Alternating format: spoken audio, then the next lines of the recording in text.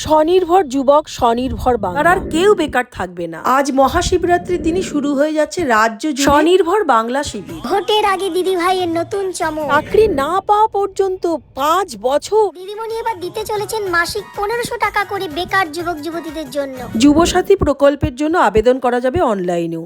আজ রবিবার থেকে রাজ্য জুড়ে শুরু হচ্ছে মমতা বন্দ্যোপাধ্যায় সরকার নয়া কর্মসূচি স্বনির্ভর বাংলা। এই কর্মসূচির মাধ্যমে প্রতিটি বিধানসভা কেন্দ্রে বিশেষ শিবির করে কিন্তু জমা নেওয়া হবে আবেদনপত্র। এবং শুধু যুবসাথী নয়, লক্ষ্মীর ভাণ্ডার, ক্ষেত মজুরদের জন্য আর্থিক সহায়তা প্রকল্পেরও আবেদনপত্র নেওয়া হবে। যুবসাথী ফর্ম লিখে জমা করতে হবে ক্যাম্পে।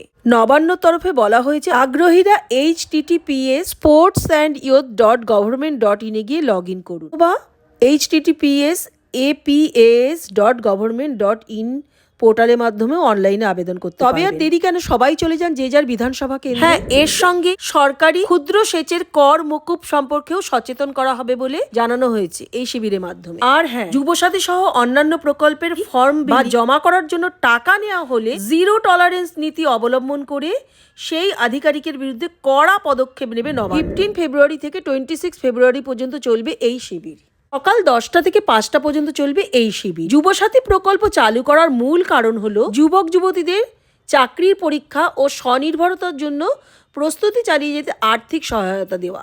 সারা জীবন বেকার হয়ে বসে থেকে ভাতা নিয়ে যাওয়ার জন্য কিন্তু নয়। সেই কারণেই এই শিবিরকে স্বনির্ভর বাংলা বলা হচ্ছে। এবার চলুন জেনে নিই এই 3টি প্রকল্পের আবেদন করতে কি কি ডকুমেন্ট দরকার। যুবসাথী প্রকল্পের জন্য আধার কার্ডের জেরক্স জমা দিতে হবে। সেই সঙ্গে প্রয়োজন পড়বে আবেদনকারীর সদ্য তোলা পাসপোর্ট সাইজের রঙিন ছবি, সিগনেচার সহ, মাধ্যমিক বা সমতুল পরীক্ষার admit card, marksheet, voter card, যদিও ভোটার কার্ড এবং ব্যাংক পাসবইয়ের প্রথম পাতার স্বাক্ষরিত ফটোকপি। কারণ এই প্রকল্পের সুবিধা প্রতি মাসে সরাসরি উপভোক্তা ব্যাংক অ্যাকাউন্টে পাঠানো হবে। অ্যাকাউন্টটি উপভোক্তার সিঙ্গেল অ্যাকাউন্ট হতে হবে।